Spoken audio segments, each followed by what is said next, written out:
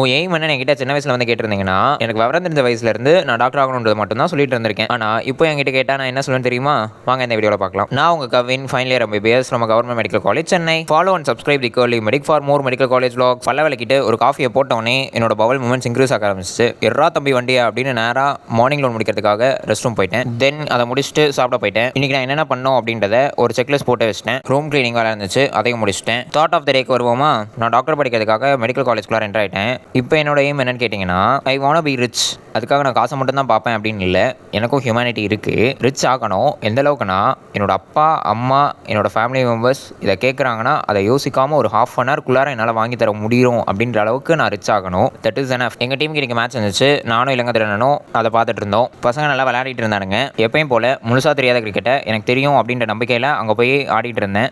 ஆடுற மாதிரி சீன் போட்டுட்டு இருந்தேன். பவுலிங் போடுற ஜூனியர் பையன் இவெல்லாம் எதுக்கு தான் பேட்டை பிடிக்கிறானோ அப்படின்ற மைண்ட் வாஸ் அவன் மூஞ்சிலே தெரிஞ்சிச்சு. ஆடிட்டு இருக்கும்போது 24 பேட்ச் லோகேஷ் வந்து சார் எனக்கு கொடுங்க சார்னு கேட்டு வாங்கிட்டான். நானும் சரி அவனாச்சும் ஆறட்டும் ஒழுங்கா அப்படின்னு கொடுத்துட்டேன். வந்து படிக்க உட்காந்துட்டேன். அயன்ஜன் இல்லாதனால என்னால் எங்கேயுமே வெளியே போக முடியல. அவன் தான் எப்போ கூப்பிட்டாலும் எங்கே கூப்பிட்டாலும் வரேம்மா, நானும் அதே மாதிரி தான். அவன் கூப்பிட்டா நான் வரேன்னு சொல்லிடுவேன்.